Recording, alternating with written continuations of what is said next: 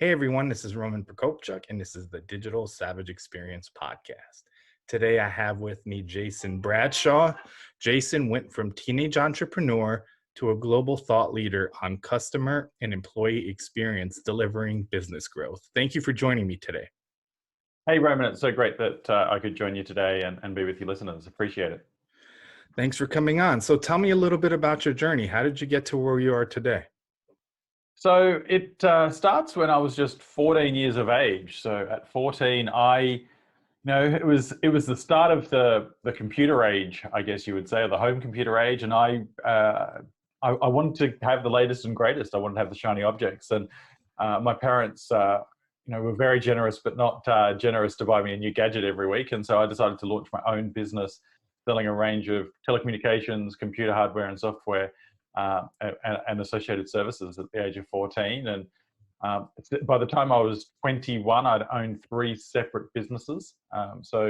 You could say that there was some entrepreneurial spirit from the very beginning. And now, some 20 years later, significant experience in the corporate world, but still very much that entrepreneurial heart beating away.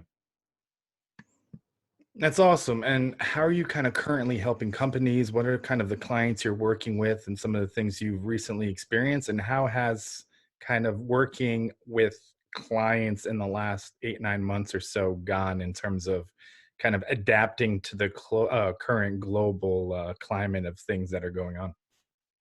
Well, I think that you've probably experienced this too, Roman. The word pivot, I think, has been used in every conversation you've had with clients or podcast guests, or every thought leader is at some time used the word pivot. And with the work that I do with Volkswagen Group Australia and with others, it's certainly been a case of, I'm not going to say pivot, because I think most companies had long-term plans to have a bigger focus on digital, or to improve the experience or the speed at which they could deliver something through a digital means. But what the pandemic has shown us is that companies and individuals, when they decide to focus on something, they can move really quickly. And so what I've been helping individuals and organizations with is how they can prioritize their work, get absolute clarity around what is essential to do today, and then move quickly to implement. And it's the one thing that has stood the test of time for me as far as my career has gone, is that if you get clarity around what it is that you want to achieve and how that will help your customers or your employees, then you can achieve it, and you can achieve it in very fast times if you are willing to do the work. Quite often I find organizations and individuals that they get too hung up on the strategy. There's nothing wrong with a minimum viable product. An MVP is usually the best way to know whether the market wants something or not.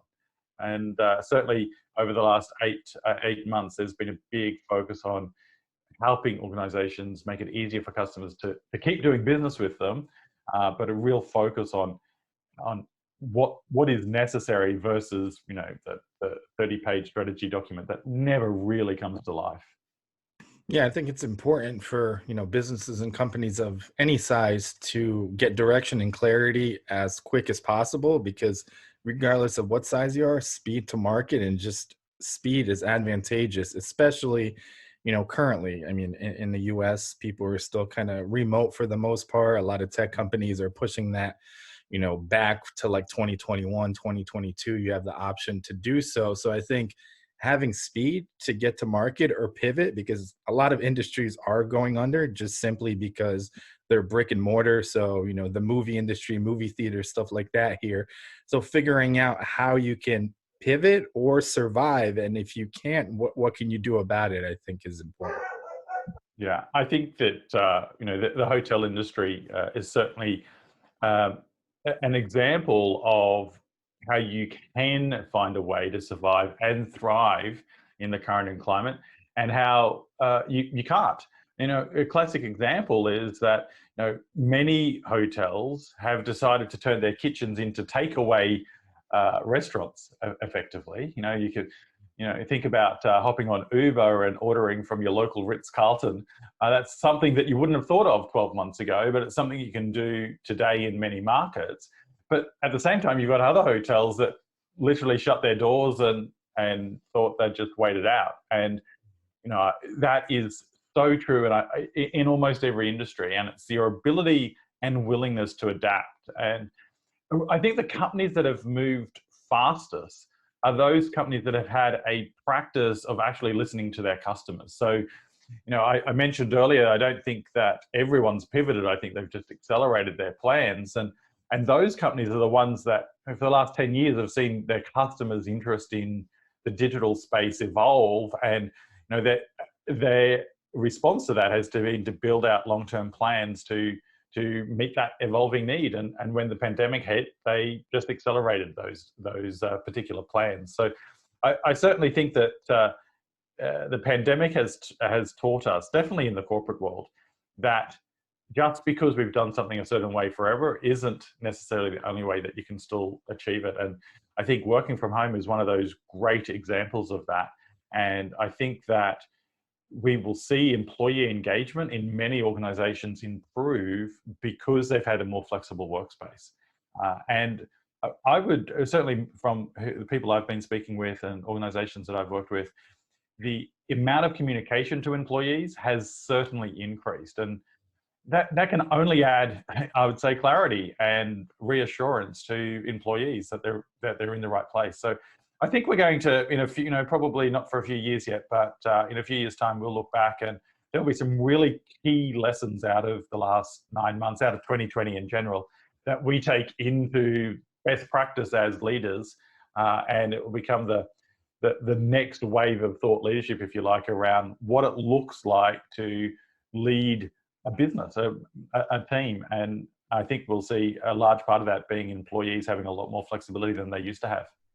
Yeah, I agree. So, what motivates you to succeed? Obviously, those motivations may have changed over time, but what currently motivates you to succeed? I really love being able to make a difference, see people have success. There was a time in my career where I wanted to be the one actually doing every step. Now, as society and technology has evolved, I couldn't code a line in a program to save me. I'm sure at some point I learned how to write, hello me. At first it was about actually doing the hands-on work and seeing the fruits of your labor. And as my career progressed, and certainly to today, I want to help others, and as many as I can, achieve what they're set out to achieve. I talk about customer experience or employee experience measuring across 3 pillars, and the very first pillar of that is success. And so what I'm always looking to do is help people be more successful, help them realize that there's a smarter, faster way to achieve what they're looking to achieve. Yeah, I agree. So, what's one thing you may have seen as a weakness in yourself in the past that you've turned around and utilized as a strength today? Well, look, I hope I share this weakness with a number of people, and that is that there was a long period in my professional history where it had to be perfect, where I just, I did not want to launch something without it being perfect. And then as my career progressed and the demands on my time grew, um, and just pure experience, I realized that actually almost right is better than perfect.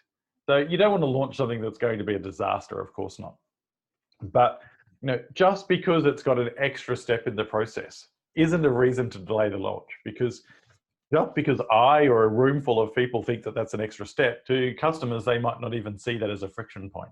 It's that willingness to be able to change once you get that feedback, which is absolutely important. And so I used to fixate on everything being perfect before it launched, where now, no, I still want it to be great. Don't get me wrong, but much more comfortable in launching and evolving quickly as opposed to the waiting for it to be perfect. And the advice that I would give to anyone that is in business for themselves or working in a large corporate is done is better than perfect.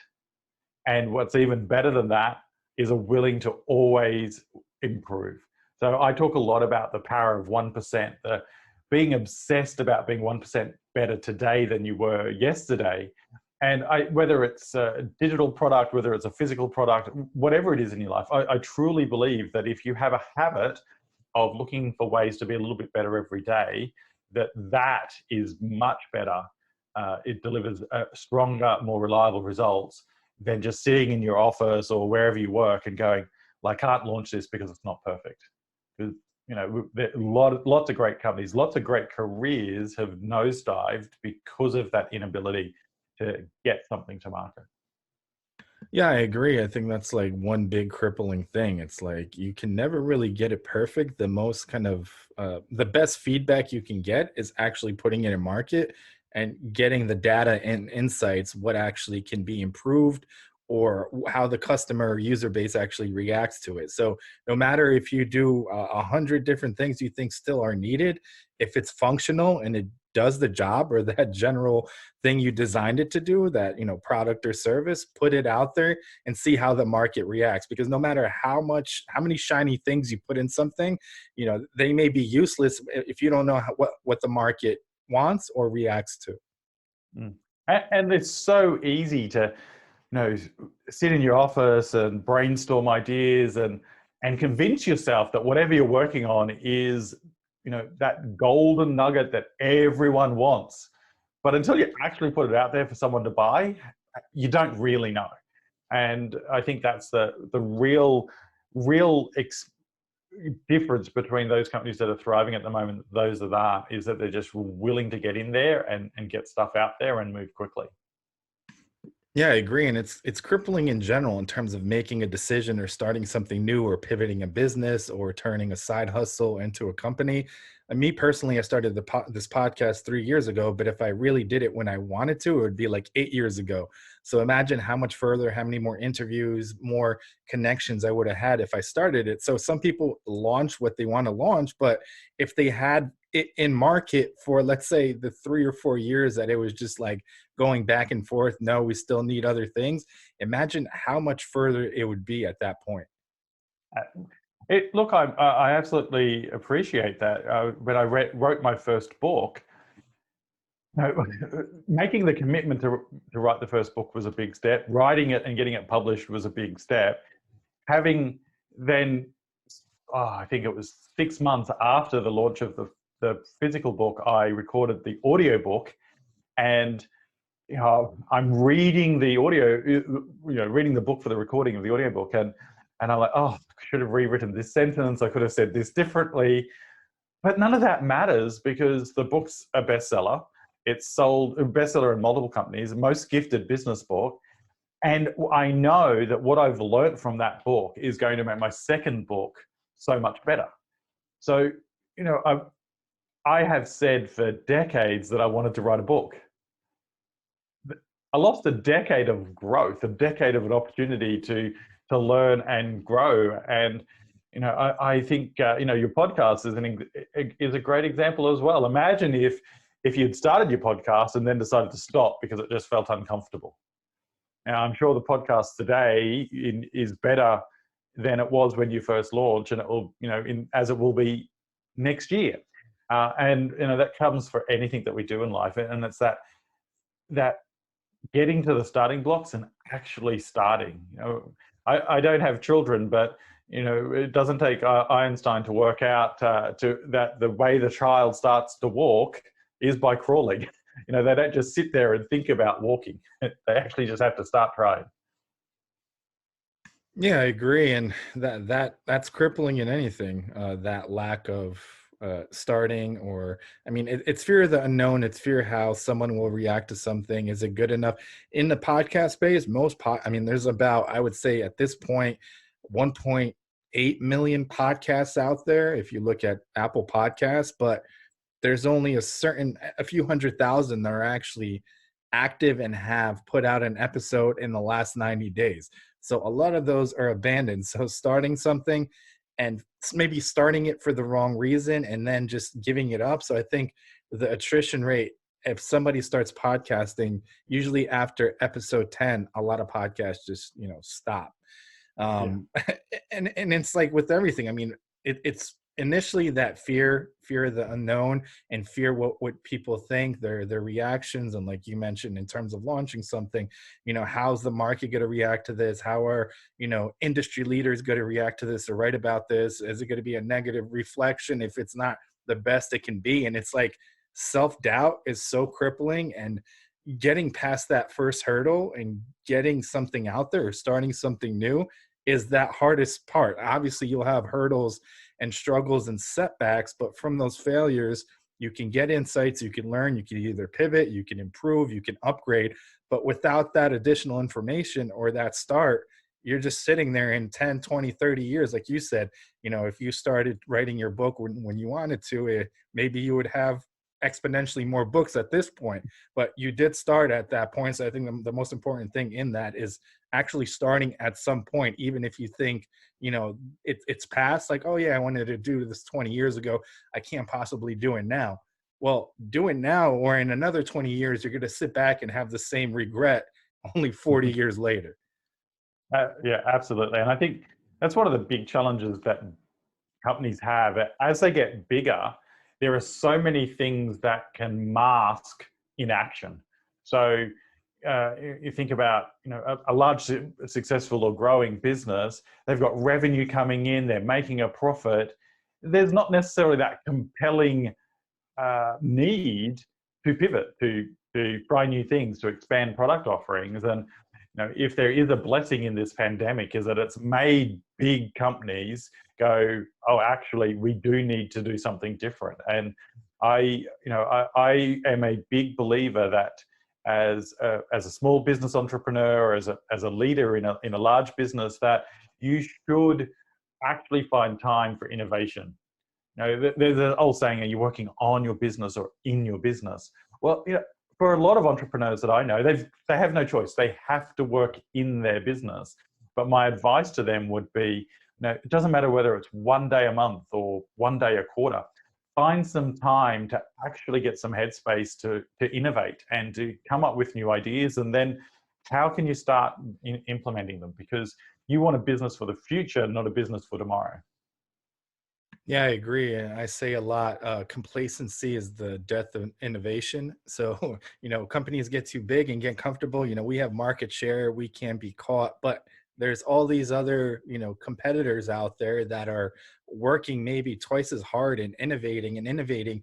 Because I mean, even if you look at like the Fortune list, the Fortune companies that were, 30, 40 years ago, majority of them don't even exist. So what did they do? Or situations like Blockbuster Video had the opportunity several times to buy Netflix and just laughed it off. And now there's just one store in the US, like the last nostalgic store, and they had thousands of locations. So it's one of those things, if you don't innovate and don't adapt, I mean, you're going to be kind of left behind. And I mean, it's kind of sad, but it happens so much when companies grow. It becomes more of a bureaucracy and big government. So it's like redirecting or pivoting the Titanic from that iceberg. It's so Right. much harder. And like, I personally like working from the position of the contender. So number two, because Mm. eventually that champion will get comfortable and they can't be a champion forever. Yes, there's certain instances, but usually that number two is a lot hungrier to get to that position than that number one is to retain it. So I once worked I was with the company for about 4 or 5 years, a company in Australia called Optus. They're our second largest telecommunications company. And it was one of the greatest things about that company, and I believe this is still true to this day, is that internally we would use the phrase the challenger brand, the challenger telco, because we weren't number one. But we obviously wanted to be number one. Every large corporate out there always says they want to be number one.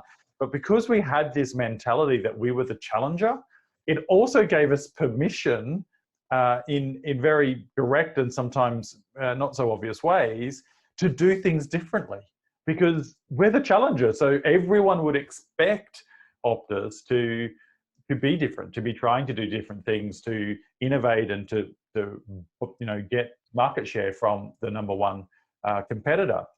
Interestingly, their tagline or their branding positioning in Australia is "Yes Optus." Now, they have been using that term "Yes Optus" since the day that they launched in Australia. And the whole thinking behind "Yes Optus" is that by saying it, it implies that every other telecommunication company says no when they say yes. And that just was born out of that challenger position. So I'm right with you there. When you say, there's something about being in that number two position, I think it's quite powerful. It can be a unifying resource within the team to get people focused on giving it a go and getting in there. Yeah, I think, I mean, it doesn't always do it, but it adds to kind of a hungrier culture internally. So usually that company has a chip on their shoulder, kind of, look, they're saying we're doing all these outrageous things. They're saying it's not going to work. Let's show them something different. I mean, I read actually this article this morning about Elon Musk and him in the 70s, like fixing up and rebuilding some BMW. And then nobody really believed in Tesla. Now Tesla is evaluated 10 times more as BMW. So it's just one of those things, ideas are a little crazy, but if you really have a vision and do it and have the culture backing it that have the same vision, you can really exponentially really do whatever you want in any industry. Yeah, absolutely. I think there's, whether it's tech, whether it's entertainment, whether it's the hotel, the industry or cars, it doesn't really matter. There are so many examples of companies that have failed to innovate and die, and companies that have been prepared to innovate and thrived. You think about Netflix. Netflix started as a DVD subscription, or sorry, I should say a VHS subscription service. At some point, they decided, oh, hang on, there's a market differentiation if we have the largest collection of DVDs. And then, of course, we know they went into the streaming against all the odds. And it wasn't like the internet was great when Netflix first started streaming. I can remember living in New York at the time, and you were a Netflix subscriber, but you also knew that they came with that some internet problems from time to time. But they still pushed through and innovated, and look at the powerhouse they are today. And you have people like Disney, who is arguably the world's largest entertainment company, certainly the biggest legacy. And they've had to find ways to pivot into the streaming business to keep market share, to protect themselves. And I think that's the biggest challenge anyone has, is not coming up with ideas, but just getting those ideas into the market and being willing to let go of the, to the baby, to the invention. If it's not working, let go of it, change it, but get it out there in the first place. Yeah, I agree. I think a lot of the time it's ego and it's kind of a personal connection to the product or whatever is launched. So you just don't want to pivot. You don't want to kind of necessarily, I guess, kill the idea or learn something from it, triage it. Where are we going from here? Is no, it's mine, and you have this personal and emotional tie to this thing, and you refuse to change. And I think separating that emotion out of the equation and having the emotional IQ to understand that, I think, is important. And I think that's why it's so important to have a really close, a really close network of friends or mentors that will give you really brutal and honest feedback. Because sometimes you do just need to get that so-called slap across the face to make a difference, to get you out of that rut and force you into change. Yeah, I agree. So, what's one piece of advice you may have for the audience, personal or professional? So I would certainly recommend that you have a practice of learning what others are doing, but not in your industry. So if you want to be the best car company, the most innovative car company or telecommunications provider, don't go and look at what, if you're AT&T, don't go and look at what T-Mobile's doing. Because at best, you're just going to be able to be slightly better than them, but you'll be following them. Go and have a look at what the most innovative, fastest growing bank's doing, or why Disney theme parks have been so profitable for so many years and why they have such a cult following. Look outside your industry. Make a habit of looking outside your industry so that you can learn and adapt those winning formulas to whatever it is that you do. I listen to such a large amount of podcasts or read crazy amounts of books. And in every instance, the reason I'm doing that is not because there's a podcast on how to be a global guru on customer service. But to become a global guru on customer service, I have to be open to understanding what all the different markets are doing and then form an opinion around what I believe is the right path. And that's true in business as well. So I would absolutely encourage people to create that habit of looking outside their industry at those organizations that are absolutely crushing it when it comes to growth and customer loyalty. Yeah, I think it's important. From the marketing end, I worked with a lot of companies and a lot of industries, and there's kind of traditional industries, let's say pharma and life sciences or financial services, where the marketers are career marketers and stay within that field. So me working with consumer brands, personal brands, different Fortune 500 companies, I know what worked in their industries, and then taking those and trying them in an industry that may have not been tried or true really gives an advantage, and bringing in new ideas and figuring things out. Like you said, if you're going to look at your own industry, you're only going to learn so much and not necessarily kind of innovate in that sense. But when you really see the whole market climate, different categories, different industries, you can really piece together certain things and come up with kind of a winning formula. Yeah, there's a company that was founded here in Australia. It's called Koala Furniture. And they're much they're on this massive global expansion at the moment, and they're an online retailer of bedding and household furniture. But they started as the Koala Mattress Company. So originally they were just selling mattresses online, and they've just recently hired the former CMO of Netflix.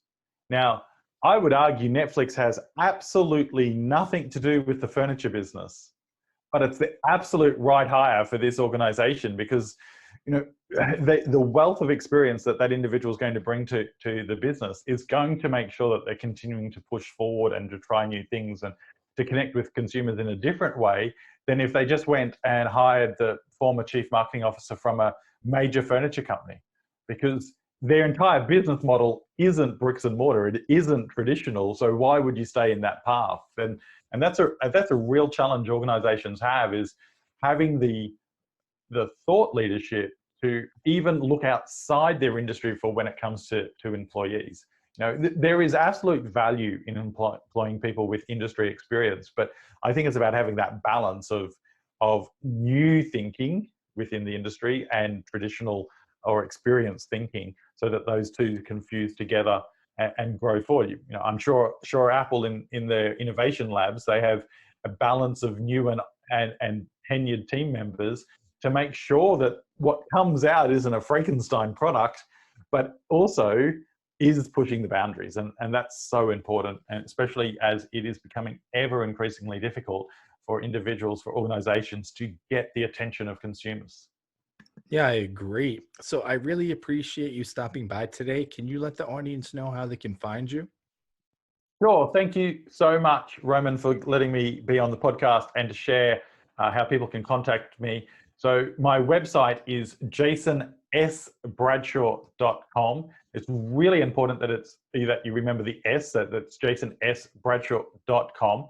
And if your listeners go to jasonsbradshaw.com/sign up, they'll get 2 chapters of my book with my compliments for listening to this podcast.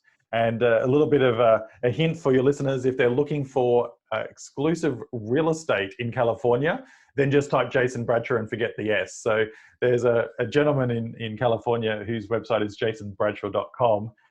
And we're not related. He sells real estate and I'm the customer guy. So jasonsbradshaw.com.